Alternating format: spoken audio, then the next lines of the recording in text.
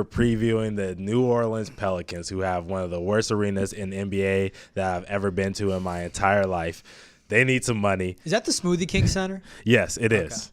And they need some money. Awful arena, awful name. Now I'll let you go. Okay. They need some money, and they need some help, and hopefully they can get some wins this season. George, how do you feel about this team's offseason and their upcoming season? This one's so interesting. I mean, like, it all starts and stops with, like, do you get another 70 games out of Zion? Do you get your best player and your superstar bought in, wanting to be in shape, wanting to show up from the team, eliminating distractions off the floor? Yep. Like Zion, no more Mariah Mills, bro.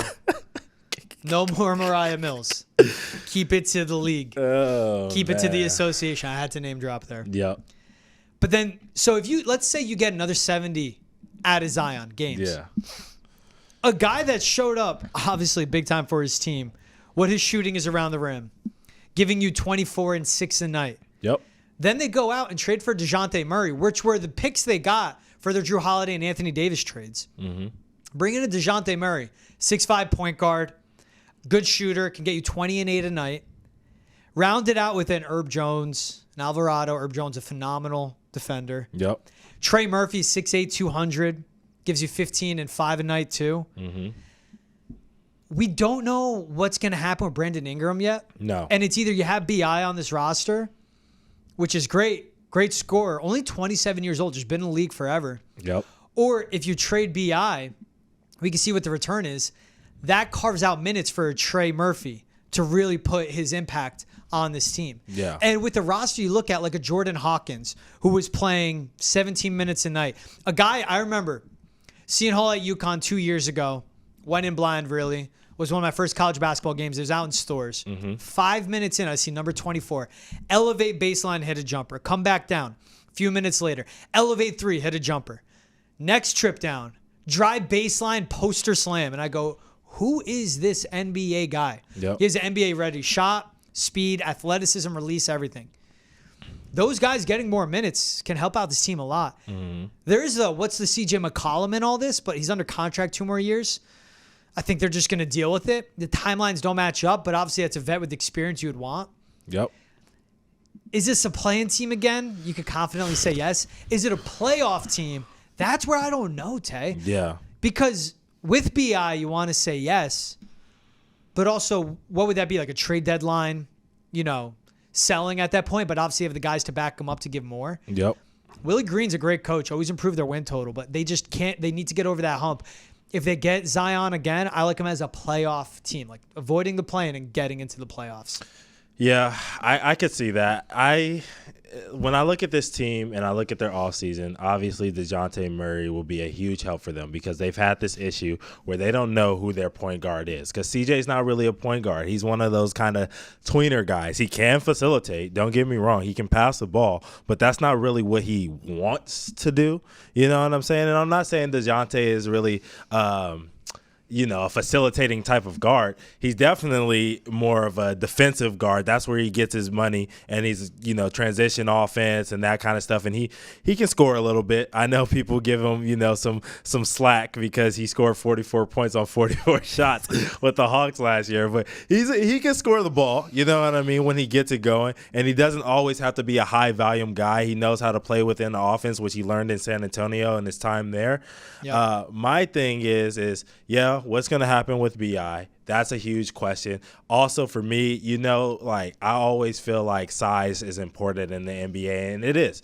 Even though Porzingis isn't really a back-to-the-basket big and all this other stuff, like the minutes that he played when he played at 7-3 were important. Him being the shot blocker for that team was important. Al being able to rebound and defend in the paint was important for the Celtics team. And you can run through a list of championship teams, and they always have a guy who can really protect the rim at a high level. I don't see that from this team just yet. They got Daniel Tice in the offseason. He's okay. He's okay. Yeah. You know what I mean? So they need to figure that out before they figure out the BI situation, because even if BI plays or he doesn't play, like when I look at their lineup right now, it looks like they're probably going to start out the year, if BI does play for this team, in small ball. They're going to have Dejounte at the 1, CJ at the 2, Herb Jones at the 3, Brandon Ingram at the 4, and then Zion at 6'6", at the 5. At the 5, which, hey, for all the credit that I can give, Zion is one of 4 players in NBA history to average 20 points per game and, like, I think have over, like, 60% field goal percentage or something like that. Mm-hmm. You got to go check that one. But the list is Shaquille O'Neal, Kareem Abdul-Jabbar, and Nikola Jokic. So that's a pretty good list to be on. You know what I'm saying? So if we're going to have a 6'6" guy down there banging, I would love him to be one of the – compared to 3 of the best bigs in NBA history. What's the difference between those 3 and him? 7 foot and plus. Right. That's it. Yeah. I mean, Jokic is 6'10", 6'11". Yeah. You know what I mean? But, yeah, exactly. So – that's where I'm really nervous about this team. Okay, yeah, B.I. dips. He's a great asset. Don't get me wrong. They could trade him for a center, but who's out there, you think? Yeah, that's the question. You know, who would you really want that's young and can fit that a team can get rid of? You know what I mean? It's questionable. I mean, Miles Turner comes to mind off the top of my head because he's always the guy that's available. But how many more seasons do we get of someone has to trade for Miles Turner and he doesn't get traded? Like, you know, I mean, I would also look to the Cavs. You know what I mean? You could talk about Evan Mobley, who probably needs to play the 5 in the league. You know what I mean? You could talk about Jared Allen. Obviously, would they go? But he wouldn't be a guy that can play 70 games. But Rob Williams would be more of a depth piece. Like, you have to get Time Lord. If you're trading Brandon Ingram, you have to get a Mobley or a Miles Turner. You can't settle on a Rob Williams. Yeah, you can't get a Time Lord in this situation because you can't have a guy with Zion who's barely played over 60 games. Only twice in his career so far. And then obviously getting B.I. out, who's a guy who's also had injury issues over his career, and bringing in another guy like Time Lord, who what did he miss? He missed the whole entire season last year. Yeah, he has some like regenerative knee condition. So like this team needs consistency, which is why I like the Dejounte pick, because he does play and he does play. You know what you're going to get from him every night. So having another guy who can play the 5, who's going to be consistent there with Zion, because we know that he might not be there every single night, and we hope that he is. And that actually brings me up to a question that I had about him. Like, do you think he can play over 65 games this season? I mean, we got 70 from him last season, and that's going 24 games, 61 games, 29 games, 70. Yeah. What's the shape you're going to get him in? He's so unpredictable. I can't confidently say yes.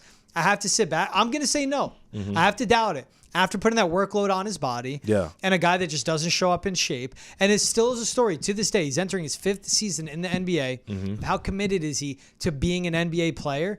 I would say no. I don't think they get another 70 out of him. And until I'm proven otherwise. Yep. And like, let's say he plays 70 games this season. I'll go, okay, did it back-to-back. I still would doubt it. Do it 3 in a row, then I'll go, fine. All right. He's a 65, 70-game guy a season. Right. But we've seen it. We know the questions. But when he's on the floor, 57% or better field goal percentage from the floor, 32 minutes a game, 24 and 6. Just everything you need, and can dominate the paint. I want him 70 games. I don't think so, Tay. What about for you? You think he plays 70? I mean, we got it last year, right? You know what I mean? And there's always the pictures. I'm tired of seeing the pictures over the summer. Zion slimmed down. He looks good. Oh, my God. Da, da, da, da, da. And then he comes out, and 3 months later, everybody's calling him fat on the internet. You know what I'm saying? So I'm going to say yes, just to combat what you said, just to play devil's advocate. We have a podcast to put out here. Just to play devil's advocate. I'm going to say yes. I think that he's like more locked in. I think he's done with the BBLs and all that other stuff. Hopefully he's done with the beignets and the beignets and the BBLs. po' boys out there in New Orleans. So, that's what I'm hoping, that he's really locked in, because this team has a chance to be a playoff team. And I was going to ask you this as well. If they are a playoff team, do you think we get Zion's first playoff game? Because now they've been to the playoffs twice in his career, and he's been out every single time, every game that they've played. Do you think he gets his first playoff appearance this season? First playoff appearance. We're talking playoffs, not play-in. I said they're a playoff team. Yeah. I said they're a playoff team. You said they are, which is fair. But does he play in that game? As much as I doubt, I said I don't see 70 games. Yes. But to your point, too, and this is where I go, of he could get 70. If he figured out and unlocked whatever it takes to be there for 70 games, if that's a Zion we get, then yes. I'll say that confidently. I just need to see him prove it to me again that he'll do that. You know, build in that routine, build in those good habits, build in that focus, and that just being a professional to show up for your teammates. I don't care what they're paying you. I don't care about the franchise. Show up for your teammates 70 or more times this regular season. He does that. I could confidently say we'll see him in the playoffs. I agree. I think we do get Zion's first playoff game this season. I want to ask you two things quickly. You got to answer them quick, all right? Let's go. Is he an all-star? And what bets do you like from this team? I like that he's an all-star. I say yes. Okay. And for bets, I'm gonna say makes the playoffs because but this is a team with Willie Green as a coach, a lot of upside. Yep. I would see what the number is. I'm gonna stay away from win total. I'm gonna stay away from things like that. Yep. But give me makes the playoffs. Yep. I like that. I like that as well. I say he's definitely a playoff. He's definitely gonna be an all-star. Excuse me. And they definitely. I would sprinkle money on them being in the playoffs in whatever fashion that is. Just a little sprinkle.